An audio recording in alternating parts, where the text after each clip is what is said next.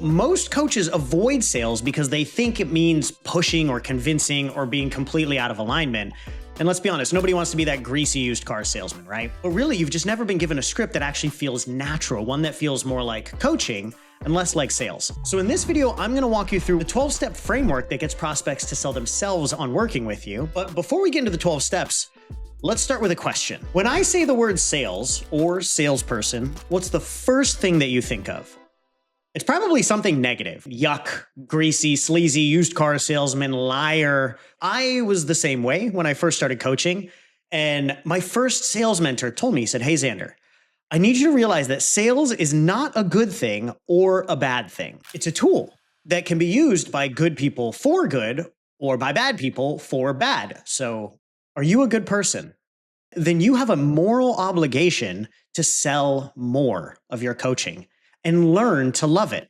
Now let's get into 12 steps so you can too. So step one starts before the call because most sales are actually lost before the call even happens. We know how you feel about the word sales, but what comes to mind when you think of the word trusted advisor? Frankly, I'm a little bit of a nerd, so I think of Yoda. He's not always going to tell you what you want to hear, but he'll tell you what you need to hear. Now that's the energy we want going into any call. You want to research your prospect and visualize yourself as their trusted advisor before the call even happens. This way you'll show up with an entirely different energy once it starts. So step one is getting into the trusted advisor mindset before the call. It's about being a leader, not just a seller. Step two. Have you ever been on a sales call before where the person spends like 10 minutes just chit-chatting about random bullshit? And all you can think of is, can we just get to the fucking point? Your prospects feel the exact same way. They're not here for small talk. They're here because there's something in their life that isn't working, and they want to feel your leadership fast to solve it. So when you start a call, get their name right, match their energy, and find one genuine point of connection. Then move forward, 90 seconds max. Because step two is to build rapport fast. Real rapport is going to be built much more in steps 4 and 7. Step 3. Imagine you walk into a doctor's office and the doctor immediately starts guiding you through a series of questions to diagnose the problem so that they can safely prescribe you the right solution. You feel structure, you feel taken care of, you feel safe. And that's exactly what most coaches don't do on a sales call. Instead, the call wanders, nobody knows the direction it's going, and absolutely nothing productive happens because there's no frame. So step 3 is to set the agenda, lead the process, because when you're in control, the prospect can relax and open up. Step 4, nobody buys their way into coaching. They buy their way out of a problem. But most prospects have lived with their problem for so long that they've actually started to go numb to it. They minimize it, they normalize it, and they tell themselves, it'll be fine, I'll figure it out eventually. Your job in this step is to help them actually see the prison that they're in. So you're gonna ask them questions like what the real problem is, how they got here, what they've tried to fix it, why it hasn't worked, and how this is starting to bleed over into other areas of their life. People don't change until they're so uncomfortable with their current situation, they can no longer sit in it. So step 4 is to help them be honest about the prison that they're in. Otherwise, they'll never change. Step 5. Once they see their prison, you shift to the dream, where they actually want to be. Now, this is where you're going to ask questions like, what would it be like if you finally had ABC solution? How would it feel knowing that you made this happen?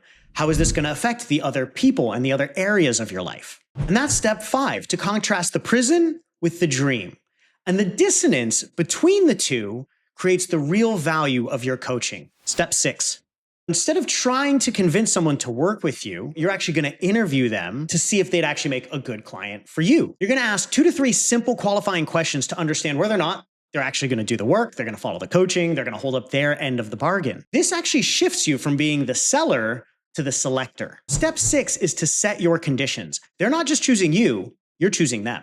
Step 7. Most people aren't just looking for a coach. They're looking for someone who genuinely cares and understands them, someone to actually be in their corner. So step 7, you're going to pause and recap everything that they've shared with you so far from your notes, their problem, their goals, what they've tried, what's worked, what hasn't, and you're going to reflect it back to them with clarity and empathy. This is going to prove you're not just trying to sell to them, you're ready to stand with them. Step 8. I want you to imagine you just got shot in the gut. I know it's not pleasant, but just imagine it. And the EMT starts explaining every technical detail about your injury, the brand of gauze he's using, the exact streets that he's gonna follow to get you to the hospital, absolutely everything. You're gonna be sitting there bleeding out, thinking, dude, I'm about to die. Just get me to the hospital. And that's exactly what most coaches do explaining their programs. They dig into way too much detail, way too much jargon, and their prospects end up confused and lost. So step 8 is the solution overview. You want to share how you can help them solve their problem and all the benefits and outcomes that they're going to get working with you, but do it in less than 5 minutes. Be concise. Step 9. We just want to check in and find out if they believe that this is actually the right thing for them. Step 9 is super simple. Ask if they have any questions. Step 10.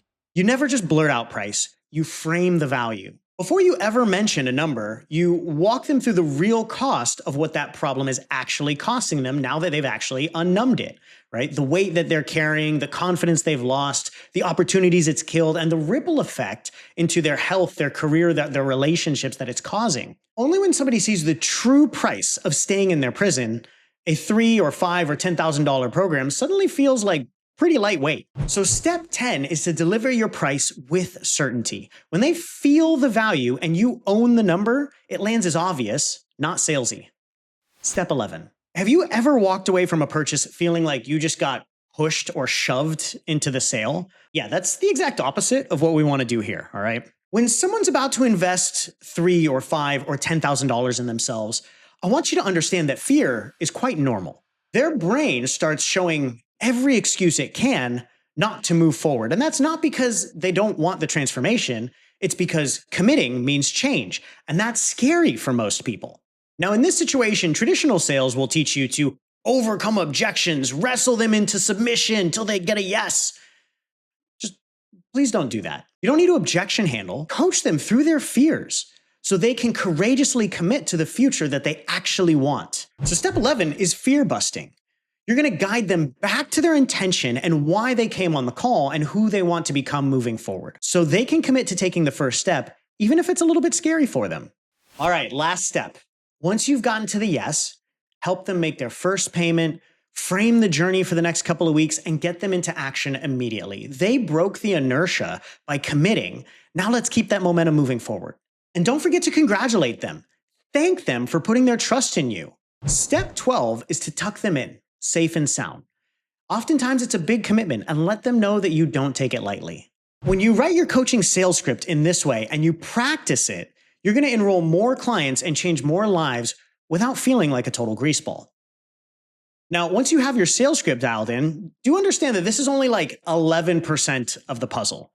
You're still going to want to make sure that you have consistent leads coming in to have sales calls with, and you want to make sure that you're able to deliver consistent results too, right? So go check out this video detailing our step-by-step system on how to build a 20 to 30K per month coaching business that goes through the other 89%.